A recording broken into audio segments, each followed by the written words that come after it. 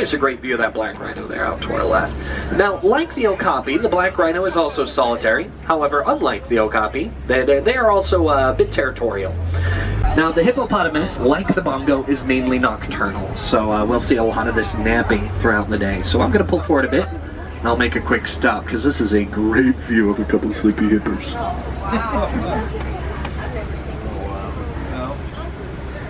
Now, they are massive creatures, weighing over 5,500 pounds when fully grown. But they're very graceful in the water. That's probably how they got the name hippopotamus. In Greek, the name means river horse. The other half is research and documentation, learning as much as we can about these animals.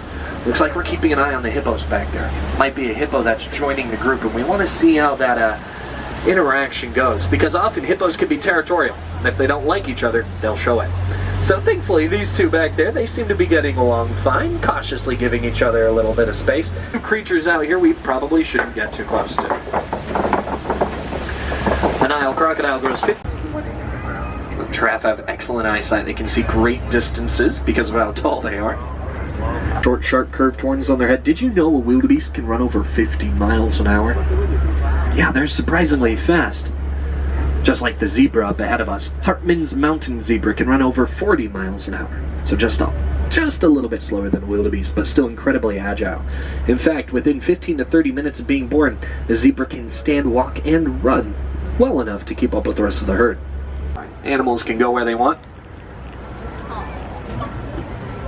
Got a little bounce in her step today.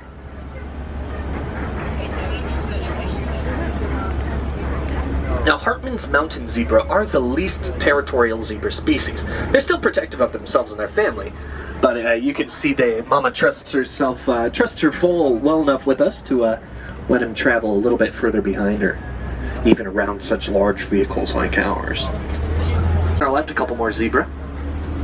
Same species. Pretty easy to tell the Hartmann's mountain zebra apart from other zebras because they're the only zebra species that has a dewlap, that little fold of skin on their neck.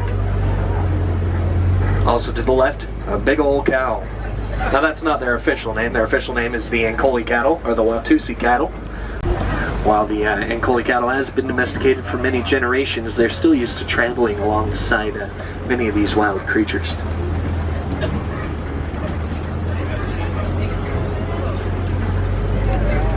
Now, giraffe do enjoy eating. In fact, it's their favorite pastime. Giraffe will spend 20 hours a day eating. In a day, a giraffe and a hippo eat about the same amount of food, about 80 to 90 pounds of vegetation.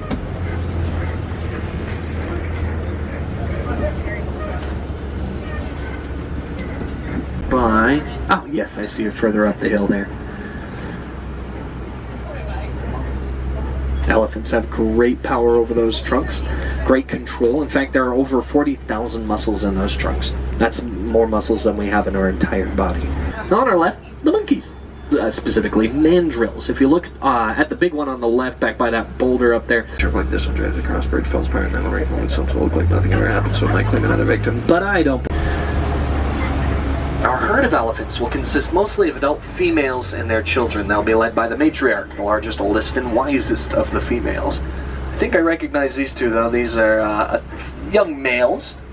They're in their adulthood, but they're just freshly out of childhood. They won't join up with family groups, except for only once in a while, and then only for short periods of time. You can see they're eating a lot of food. They eat the most food of any animal out here, about 250 to 300 pounds of vegetation a day.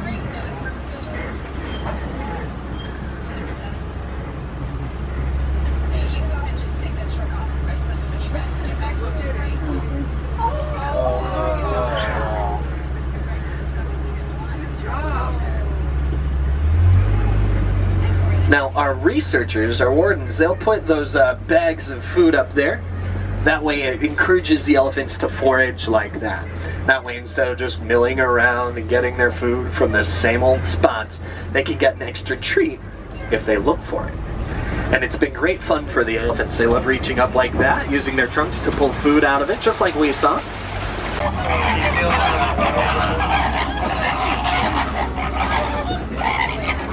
They've got that whole don't be suspicious thing down.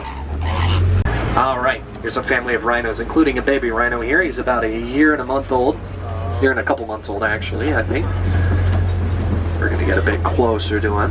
Get you a good view. You can see he was climbing up on the rock to get a better view, but the thing is, rhinos have poor eyesight anyway. You can only see clearly a few feet in front of their face. You can see his second horn is just barely growing in there. He's listening to us. He's got an ear towards us, trying to figure out what we're up to. But he's much more interested in the rock, it seems.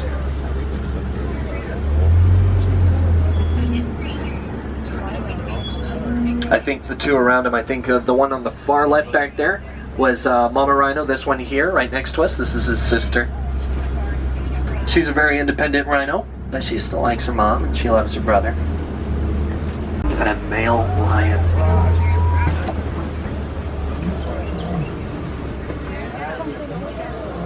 That's a female doing a call.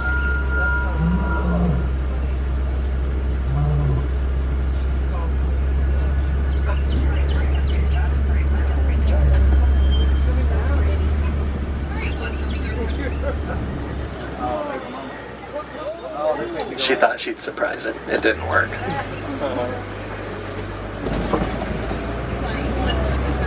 She likes to do that. She likes to run up when she thinks the others aren't looking. Yeah, perfectly normal behaviors. Another white rhino out to our right, eating some food there, but I'm going to see if we can get one last look at the lions here.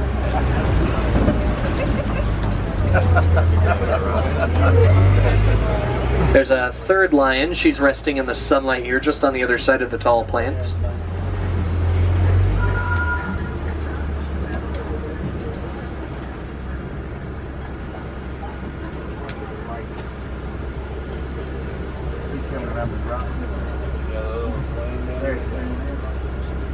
I'm very glad to see them so awake this morning. Usually they're off 9 feet in length and can run over 40 miles an hour. They've got excellent eyesight and can be very curious birds. Also one of a couple animals out here that's tall enough to stick their face in the trunk, which is why I'm glad they're not close enough to do so. I love these birds. They're interesting.